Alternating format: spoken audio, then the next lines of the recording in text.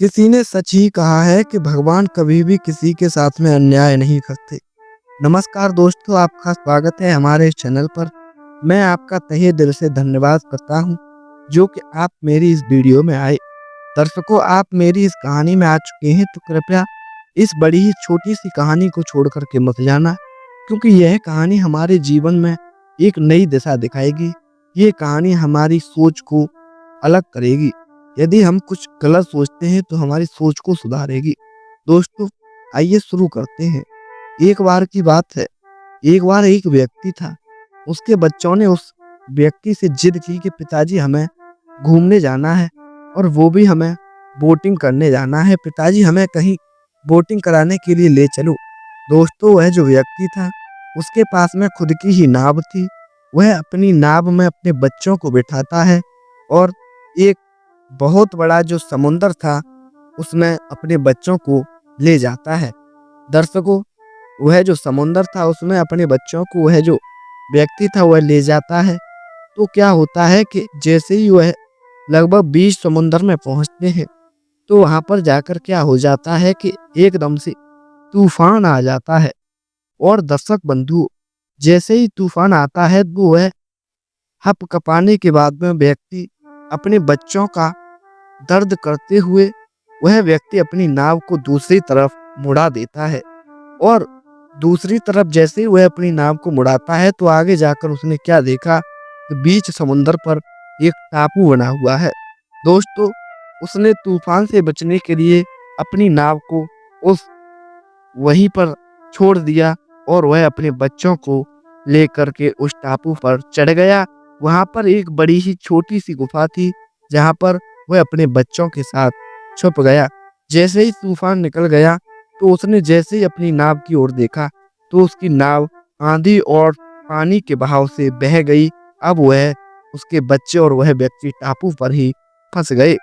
तब उसको अब उसके बच्चे बहुत बुरी तरह से घबराने लगे, लेकिन वह जो व्यक्ति था उसने अपने बच्चों को धैर्य धराया और कहा, बच्चों तुम घबराओ मत, मैं तुम्हारा पिता तुम्हारे साथ हूँ, तो मैं कुछ नहीं होने दूंगा। दोस्तों, डर तो उस व्यक्ति को भी लग रहा था, लेकिन यदि वह भी घबराता तो उसके बच्चे भी ज्यादा घबराते, इसीलिए वह उनके सामने हंसता रहा।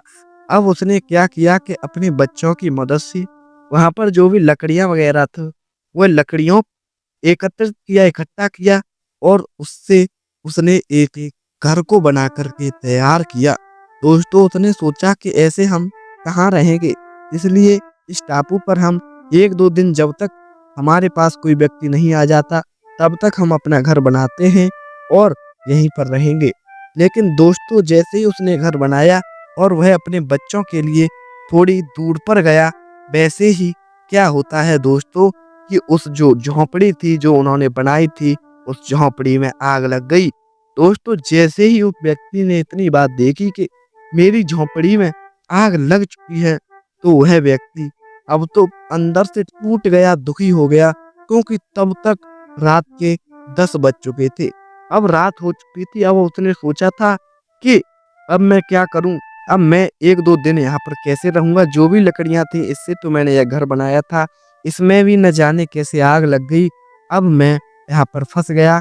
अब मैं और मेरे बच्चे यहाँ पर दिन नहीं काट पाएंगे। दोस्तों, अब वह बहुत ज्यादा दुखी हुआ।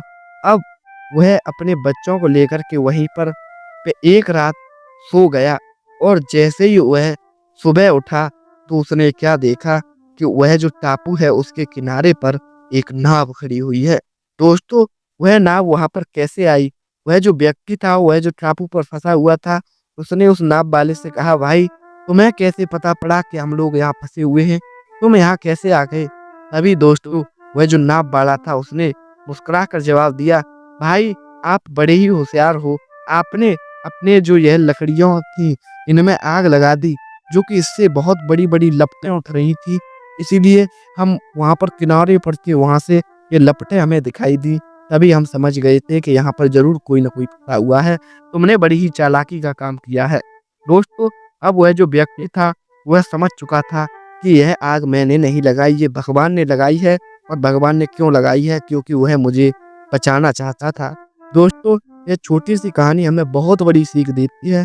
वह व्यक्ति जो था वह अपने बच्चों को लेता है और उस नाव में बैठ कर के अपने घर के लिए वापस आ जाता है। दोस्तों, जब उसकी झोंपड़ी में आग लगी थी तब तो वह रो रहा था, बहुत ज़्यादा टूट चुका था। लेकिन भगवान ने उसकी झोंपड़ी में आग इसीलिए लगाई थी क्योंकि लोगों तक सिग्नल पहुंच जाए और यह लोग यहाँ से बच जाएं। दोस्तों, उम्मीद करता हूँ आपको यह छोटी सी कहानी बड़ी ही प्रिय लगी होगी, बड़ी ही अच्छी लगी है। यदि अच्छी लगी है तो दर्शकों कृपया हमारे इस चैनल को सब्सक्राइब करना बिल्कुल ना भूलें। वीडियो को लाइक कर दें, कमेंट में राधे कृष्णा अवश्य लिखें। ऐसी ही नई कहानी के साथ फिर मिलते हैं। तब तक आप सब अपना ख्याल रखें। धन्यवाद। जय श्री राधे, जय श्री कृष्णा, जय हिंद, जय शिव।